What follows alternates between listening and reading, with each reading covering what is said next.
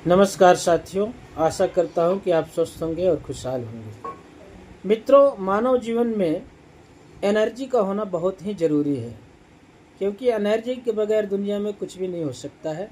शक्ति का होना बहुत ही ज़रूरी है। किसी भी कार्य के लिए एनर्जी की ज़रूरत है, साथ ही साथ इस शरीर को भी एनर्जी की ज़रूरत है, तभी ये शरीर कार्यरत रहेगा।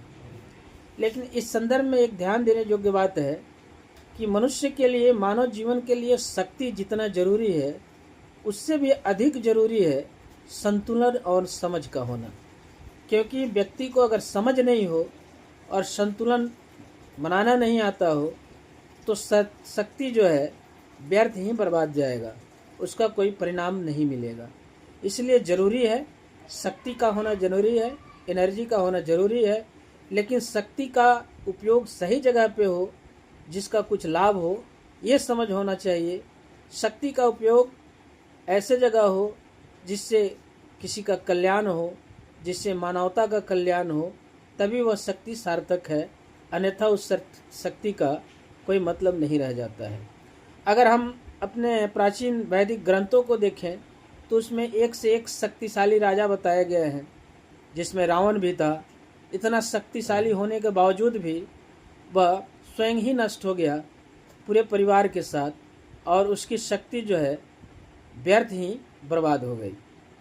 तो कहने का मतलब यह है कि शक्ति होना ज़रूरी है, एनर्जी होना ज़रूरी है, लेकिन शक्ति के साथ साथ इतना समझ भी होना चाहिए, इतना ज्ञान भी होना चाहिए, और उस शक्ति पे इतना नियंत्रण भी होना चाहिए कि उसका गलत जगह पे उपयोग नहीं हो, उसका सही जगह उपयोग हो, जिससे कुछ लाभ प्राप्त हो।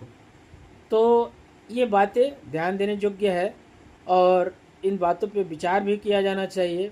कालांतर में बहुत सारे ऐसे राजा हुए जो शक्तिशाली होने के साथ साथ अपना सब कुछ खो बैठे, अपने आप को ही मिटा दिए। तो ऐसी शक्ति का कोई मतलब नहीं है। शक्ति का मतलब होता है स्वयं ही बेहतर रहना और सबको बेहतर रखना। वही शक्ति जो है वास्तविक शक्ति है। अन्यथा जो शक्ति हमें खुद ही नष्ट कर दे, वो शक्ति किसी काम का नहीं है और उस शक्ति का कोई मतलब भी नहीं होता है। आशा करता हूँ जरूर इन बातों पे आप भरोसा करेंगे और विश्वास करेंगे और इसे अपने जीवन में उतारेंगे। जय श्री राम।